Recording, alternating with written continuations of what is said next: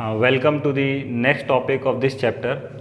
Last topic में जो हमने बात की थी वो थी मेज़रमेंट की बात की थी, और हमने बताया था कि मेज़रमेंट की ज़रूरत क्यों है, और साथ में मेज़रमेंट अगर किसी भी क्वांटिटी को अगर आपको मेज़र करना है तो आपने एक बेसिक स्टैंडर्ड सेलेक्ट कर लिया, उसके कंपैरिजन में जो है आपने उस चीज़ को, फिजिकल क्वांटिटीज़ को जो है मेज़र किया।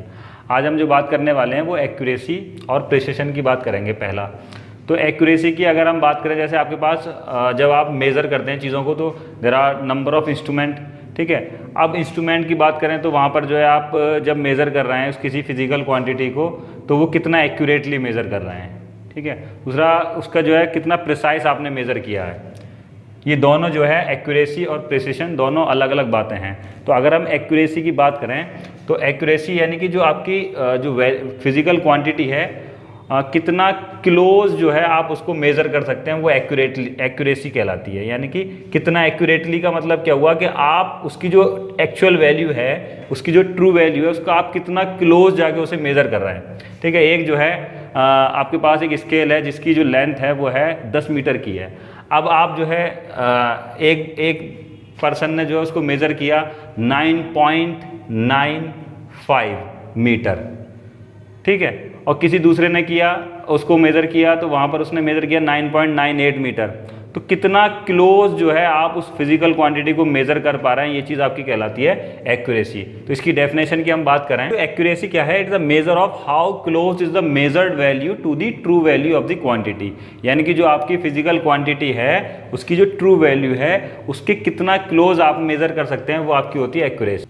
वहीं अगर मैं प्रिसिशन की बात करूं तो क्या हम डिफाइन करेंगे इसको, it's a resolution to which the quantity is measured. जैसे बात करें कि आपके पास डिफरेंट स्केल होते हैं मेज़र करने के लिए। एक जो है एक स्केल है, उसको आपको मेज़र करना है, एक इंस्ट्रूमेंट से मेज़र करना है, और हर एक इंस्ट्रूमेंट का अपना एक लीस्ट काउंट होता है। लीस्ट काउंट क्या होता है कि minimum value that a scale can read. यानी कि एक स्केल है आपके पास, एक इंस्ट्रूमेंट है, वो जो है कितना मिनिमम वैल्यू रीड कर पा रहा है। जैसे अगर हम बात करें मीटर स्केल की बात कर लें हम, तो सबसे कम आप कितना मेज़र कर पाते हैं उसको, 1 मिलीमीटर जो है मिनिमम वैल्यू आप रीड कर पाते हैं उस स्केल पे। तो उसका जो लीस्ट काउंट हो गया वो आपका हो गया 1 millimetre. Minimum value that a scale can read is called least count. तो ऐसे ही आप जो है यहाँ पर पढ़ेंगे, जब एक्सपेरिमेंट की बात करेंगे तो वर्नियर कैलीपर के साथ एक एक्सपेरिमेंट है आपका, एक स्क्रू गेज के साथ एक्सपेरिमेंट करेंगे। तो वर्नियर कैलीपर का जो लीस्ट काउंट होता है वो होता है 0.1 मिलीमीटर। वहीं अगर स्क्रू गेज की अगर मैं बात करूँ, स्क्रू गेज के लीस्ट काउंट की बात करें तो वो होता है that is equals to the 0.01 millimetre.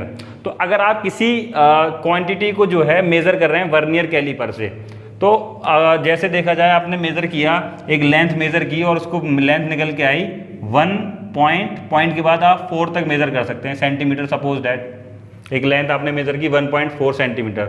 लेकिन वहीं अगर आप इसको जो है स्क्रू गेज से मेज़र करें तो ये आपका और एक्यूरेटली आपको बताएगा ये 1.45 सेंटीमीटर। तो किस रिजोल्यूशन की हम बात कर रहे हैं, एक्यूरेसी की हमने जो बात की थी उसमें क्या था कि आपके जो है ट्रू वैल्यू के कितना क्लोज जाके आप मेज़र कर सकते हैं। वहीं प्रिसिशन की बात कर रहे हैं तो इसको हम डिफाइन करते हैं। प्रिसिशन की डेफिनेशन अगर देखें तो क्या है कि किसी भी मेजर्ड वैल्यू के जो है अगर रिजोल्यूशन, किस रिजोल्यूशन तक आप मेज़र कर पा रहे हैं, यानी resolution to which the physical quantity is measured by a measuring device. जैसे हम यहाँ पर देखें तो यहाँ पर जो है ये ज़्यादा जो है इसका रिजोल्यूशन क्या है, इसका ज़्यादा है, ये डेसिमल के बाद आप जो है 2 डिजिट तक जा सकते हैं। ऐसे ही अगर आपके पास कोई मेजरिंग डिवाइस है तो उसमें जो है अगर आप जो है वहाँ जो है कहीं 1.456 तक जो है अगर आप मेज़र कर पाएँ तो वो और ज़्यादा जो है आपकी प्रिसाइज जो है वैल्यू दे देगा। तो ये चीज़ आपकी जो है एक्यूरेसी और प्रिसिशन की बात हो गई। अब जो अगली बात करेंगे, हम बात करेंगे एरर इन मेजरमेंट।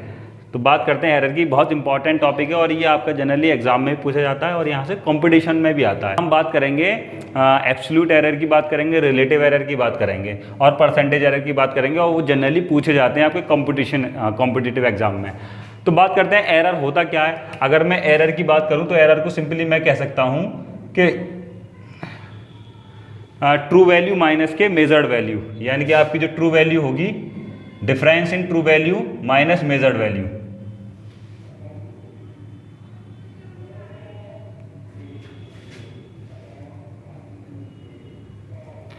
यानी कि जो एक्चुअल वैल्यू है उसकी वो ट्रू वैल्यू हो गई क्वांटिटी की, और आपने जो मेज़र की तो मेज़र करने के बाद जो वैल्यू आई वो मेजर्ड वैल्यू हो गई। इनका जो डिफरेंस होगा वो आपका एरर कहलाएगा।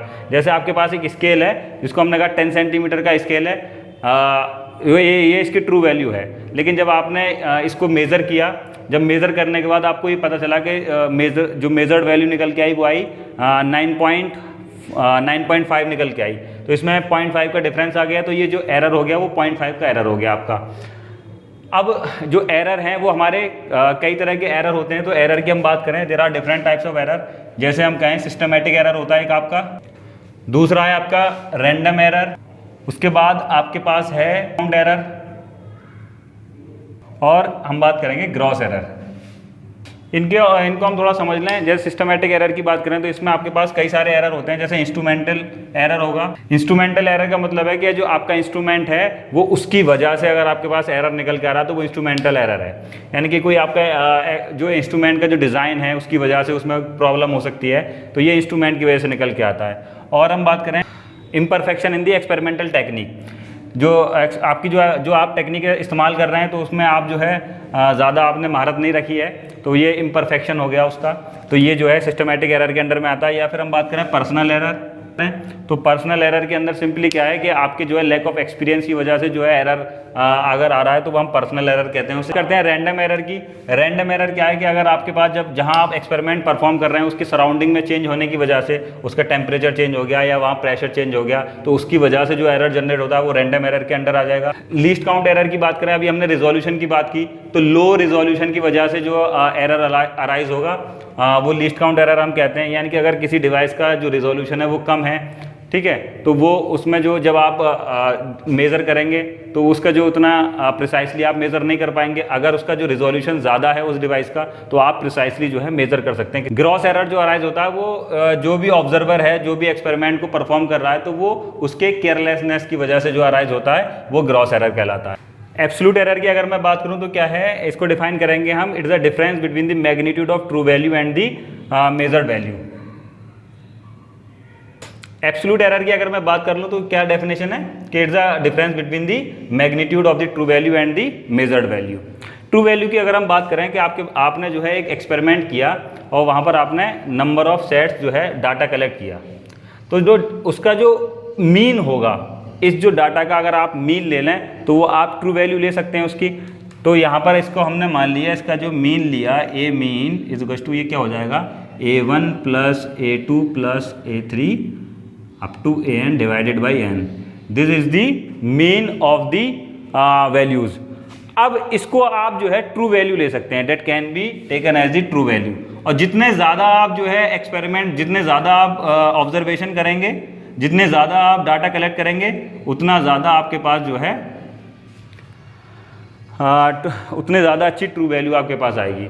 तो अब इसके हिसाब से क्या है कि जो है जो एब्सोल्यूट एरर है उसको हम डिनोट कर रहे हैं डेल्टा से।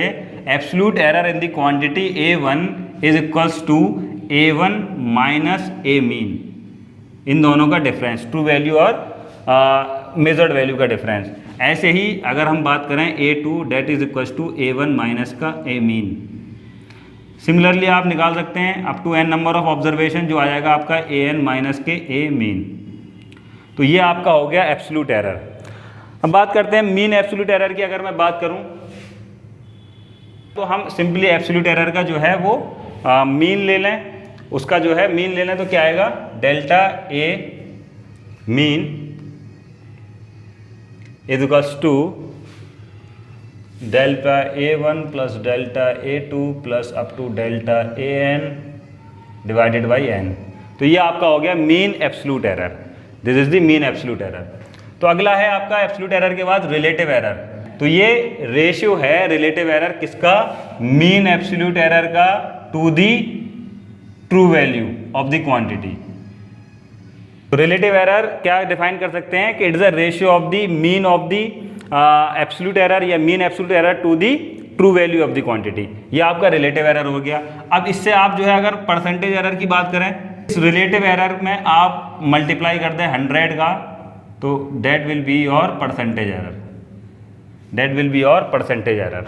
ये अब बात हो गई आपकी एब्सोल्यूट एरर क्या है, मीन एब्सोल्यूट एरर कैसे कैलकुलेट करोगे, रिलेटिव एरर की बात करें और परसेंटेज एरर की बात करें। चलिए इस पे एक न्यूमेरिकल प्रॉब्लम जो है जो कि एनसीईआरटी का, वो देखते हैं। इसमें क्या है कि आपने जो है एक ऑब्जर्वेशन किया किसका, पीरियड ऑफ ऑसिलेशन का फॉर द सिंपल पेंडुलम, और ये जो है वैल्यूज निकल के आई 2.63, 2.56 second, 2.42 second, 2.71 second and 2.80 second.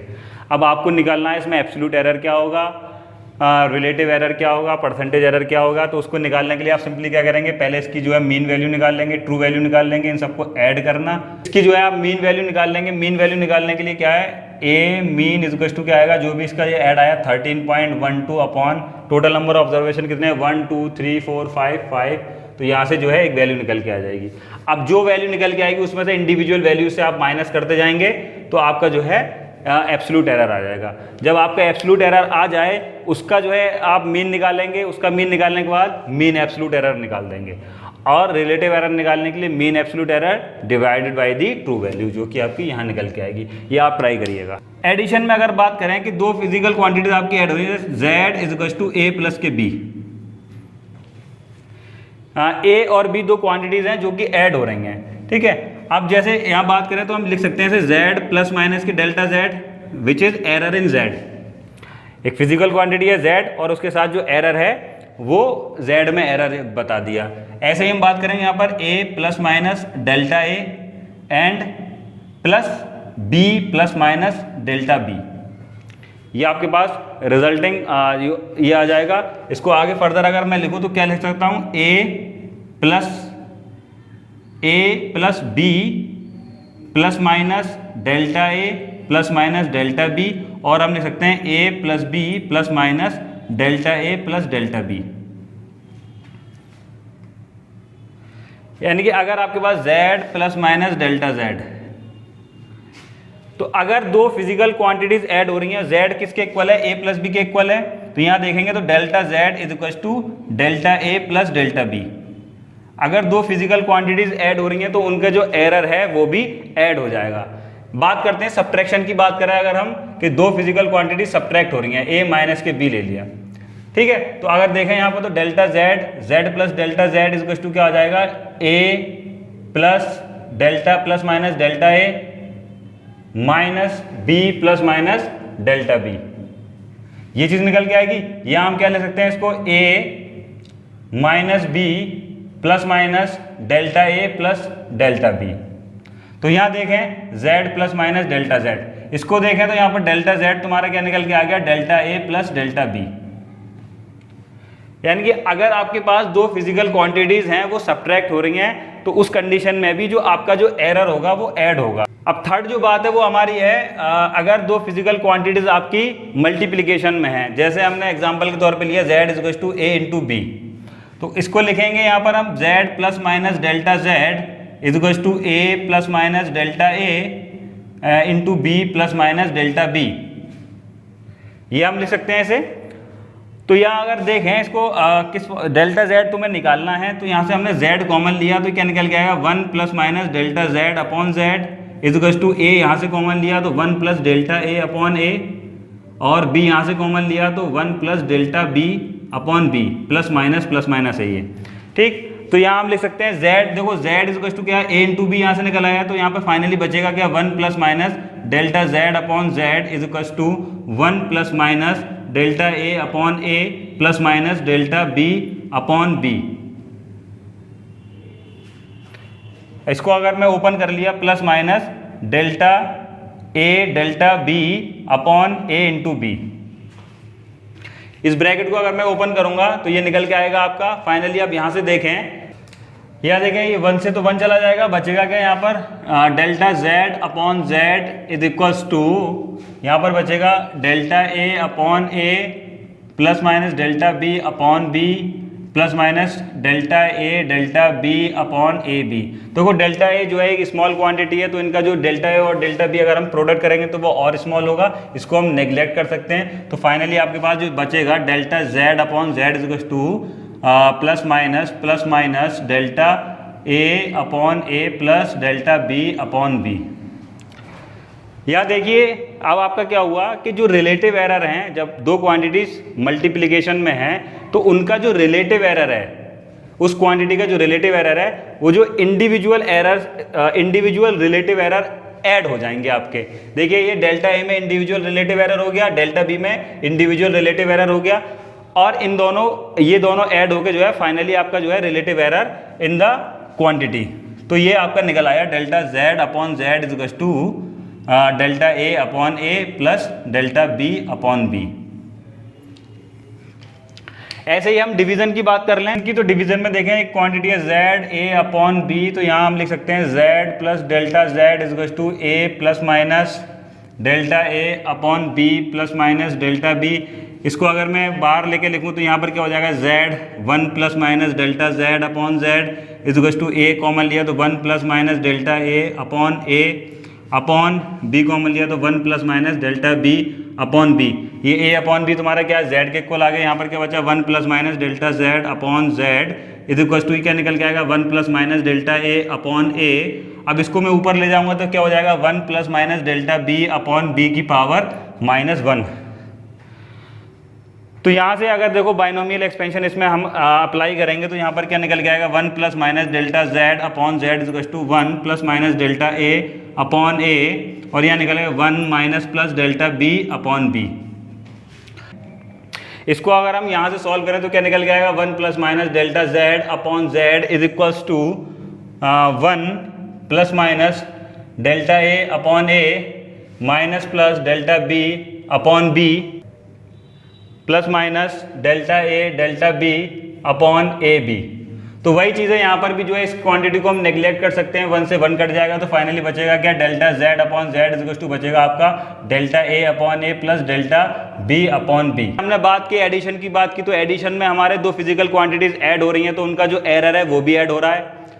Subtraction में भी एरर जो है वो आपका ऐड होता है। मल्टीप्लिकेशन में अगर हम बात करें तो जो रिलेटिव एरर है वो ऐड होते हैं, इंडिविजुअल क्वांटिटीज के रिलेटिव एरर ऐड हो जाते हैं सब्ट्रैक्शन में। और डिवीजन में भी हमारा यही निकल के आया कि जो रिलेटिव एरर है उस फिजिकल क्वांटिटी का, तो वो इंडिविजुअल फिजिकल क्वांटिटीज के रिलेटिव एरर ऐड हो गए। तो ये तुम्हारा यहाँ से एरर, अगर एरर की बात करें तो हम निकाल सकते हैं delta Z is to Z delta A upon A plus delta B upon B. इसके बाद हम पांचवी बात कर लें तो उसमें क्या है कि अगर आपके पास कोई फिजिकल क्वांटिटी है, जैसे बात कर लें ए की पावर एम, तो इस कंडीशन में यहां पर इसका जो रिलेटिव एरर होगा वो हो जाएगा m बाहर डेल्टा ए अपॉन ए, यानी कि पावर आपकी बाहर आ जाएगी और इन दोनों का जो इसका relative error is to power multiply by the relative error of this quantity. ये आप पावर वाले केस में करेंगे। चलिए इस पे एक सवाल देखते हैं। मैं अब आपसे पूछा जाए कि इस क्वांटिटी में एरर निकालिए, सी का जो है एरर निकालिए। तो यहाँ देखिए आप पावर की फॉर्म में नजर आ रही है, मल्टीप्लीकेशन में, तो आप सिंपली क्या करेंगे, इसका जो रिलेटिव एरर होगा वो किसके इक्वल हो जाएगा, इन इंडिविजुअल क्वांटिटीज के रिलेटिव एरर के सम के इक्वल हो जाएगा। ये पावर में है तो पावर बाहर आ जाएगी, डेल्टा पी अपॉन पी यहाँ हो जाएगा, प्लस इसकी पावर बाहर आएगी 2 डेल्टा क्यू अपॉन क्यू हो जाएगा।